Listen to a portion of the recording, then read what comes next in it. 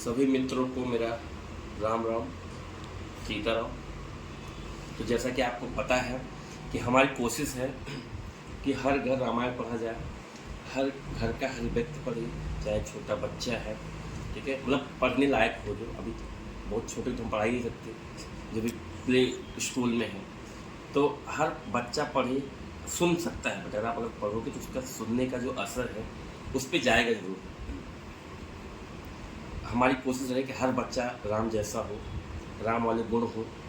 और अगर हम ऐसा माहौल अगर लेके चलते हैं, श्री रामचरितमानस का पाठ हमारे घर में होता है, तो हम उम्मीद करते हैं कि 100% कुछ ना कुछ तो गुण आएंगे भगवान राम के। तो आपको पता है कि हमारी जो कोशिश चल रही है हर घर डेली श्री रामचरितमानस पढ़ा जाए, उसी में लगा हुआ हूँ और मुझे पूरा विश्वास है कि इसमें सफल रहूँगा। मेरा हर भाई, मेरी हर बहन, हर कोई पढ़ेगा जो श्री रामचरितमानस डेली पढ़ेगा। तो आइए उसी के साथ शुरुआत करते हैं। आपको पता है कि मैं डेली श्री रामचरितमानस की 5 श्लोक 5 चौपाई डेली पढ़ता हूँ। तो आइए शुरुआत करते हैं। जय सीताराम। दोहा। भाग छोट अभिलाष बड़, करो एक विश्वास, पहिं सुख सुनि सुजन सब, खल करिहें उपहास।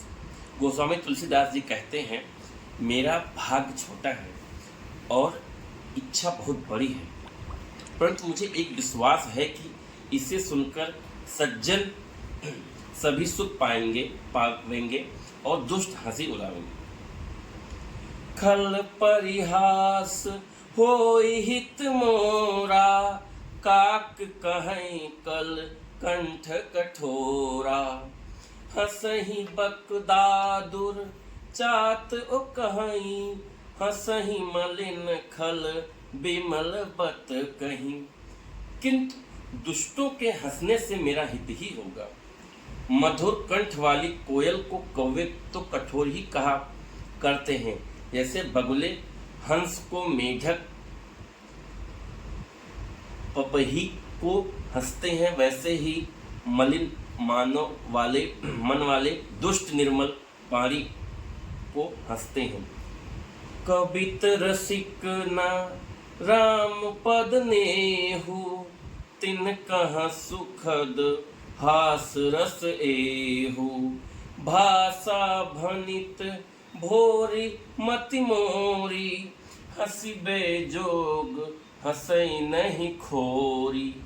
जो ना तो कविता के रसिक हैं और ना जिनका श्री राम चंद्र जी के चरणों में प्रेम है, उनके लिए भी यह कविता सुखद हास्य रस का काम देगी। प्रथम तो यह भाषा की रचना है, दूसरे मेरी बुद्धि भोली है, इससे यह हंसने के योग्य ही है। हंसने में उन्हें कोई दोष नहीं है। प्रभु पद प्रीत न समुझी न नीकी, तिनहि कथा सुनी लागहि फीकी। हरिहर पद रति मति न कुतर की, तिन कहूँ मधुर कथा रघुबर की। जिन्हें ना तो प्रभु के चरणों में प्रेम है, ना अच्छी समझ ही है, उनको यह कथा सुनने में फीकी लगेगी। जिनकी श्री हरि भगवान विष्णु और श्री हरि भगवान शिव के चरणों में प्रीति है और जिनकी बुद्धि कुतर्क करने वाली नहीं है, जो श्री हरि हर में भेद की यह ऊंच नीच की कल्पना नहीं करते, उन्हें श्री रघुनाथ जी की यह कथा मीठी लगेगी। राम भगति भूषित जिय जानी, सुनहि सुजन सराहि सुबानी। कभी न हो नहीं बचन प्रवीणु, सकल कला सब विद्याहीनु।